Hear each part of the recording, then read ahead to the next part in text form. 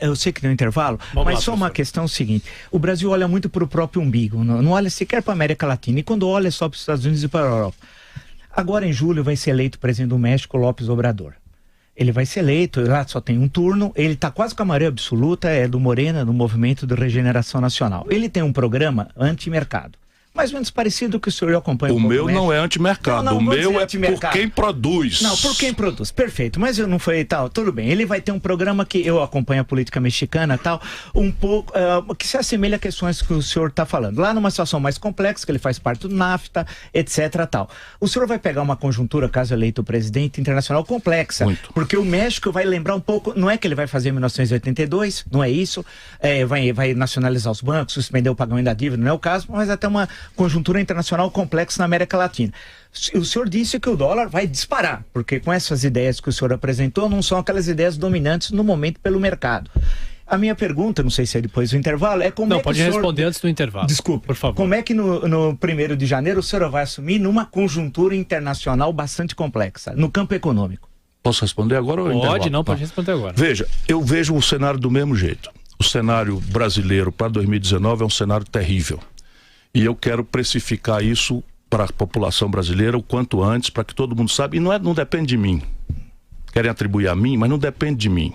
Absolutamente não depende de mim. São números. Se você tem 5 trilhões de reais de dívida pública, 26% vencendo em 4 dias, e um déficit primário de 160 bilhões de reais e crescendo, isso está aprazado, um jogo de braço com o mercado financeiro, que eu acho que vai se realizar antes. Portanto, o próximo presidente vai pegar pressão inflacionária derivada da desvalorização do real.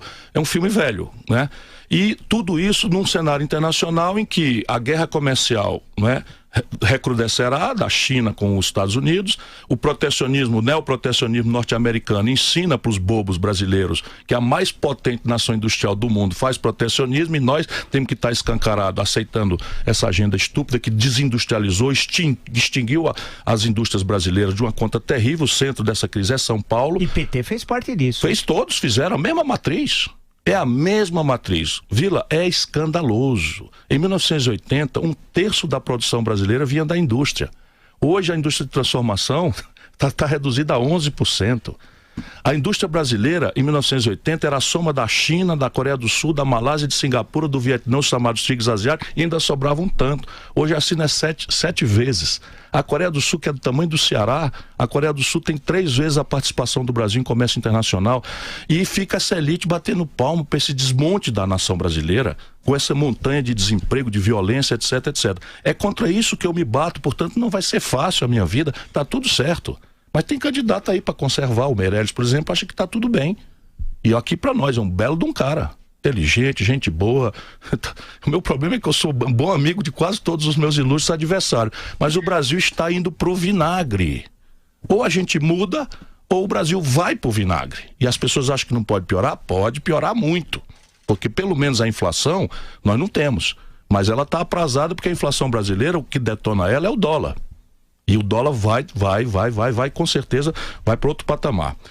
Como é que a gente resolve isso? De novo, só creio que, primeiro, não é fácil. Mas se nós tivermos um projeto nacional de desenvolvimento que sinalize a futuro a sustentabilidade das premissas que nós vamos tomar agora, e certos objetivos nacionais claros, e alguns são de fundo, elevar o nível de formação bruta de capital, que é um assunto nem difícil de explicar, coordenar estrategicamente, né, uma reindustrialização do país, os complexos industriais potenciais que o Brasil tem, petróleo, gás, bioenergia, o complexo industrial da saúde, que é tudo onde no Brasil já está perdendo poupança para o mundo, gerando emprego com dinheiro brasileiro aí fora. Tudo isso está sendo estudado e vai ser oferecido como plataforma. Se você tem êxito na partida, e tem a ver com essa relação com o Congresso, né? Você dizer, olha, tá aqui, essas ideias foram aprovadas, não é o Ciro que vai se eleger, não é a Maria, não é a Rosa, não é o Chico, é o Ciro com esse conjunto de ideias.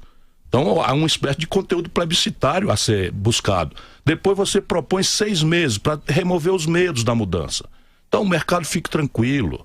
Eu sou pelos pobres, sou pela produção, mas não tenho estigma com ninguém. O Ceará é um estado que é o maior exportador brasileiro de calçados hoje. Não é sede de matéria-prima, não é sede do mercado consumidor. Como é que foi bater lá essa indústria calçadista poderosa em padrão global? É porque eu fiz isso. Nós acabamos, no meio da recessão brasileira, de girar uma mega siderúrgica. Enfim, eu sei fazer essas coisas, tenho muita vontade de fazer pelo Brasil, que é muito mais generoso do que o Ceará, que é um estado muito pobre, cheio de contradições. E aí a questão da partida fiscal é o sinal. Tem que mudar o sistema tributário. O Brasil precisa e pode diminuir os impostos sobre o povão. Uma senhora que está nos ouvindo hoje, pobre da periferia de São Paulo, do Rio de Janeiro ou de Fortaleza, paga 40% de imposto quando liga o celular para marcar o trabalho de diarista. O cidadão que chega em casa humilhado pelo desemprego e não conseguia, liga a energia, paga 40%. E os ricos no Brasil pagam 8%. Só este país não cobra tributo sobre lucros e dividendos empresariais.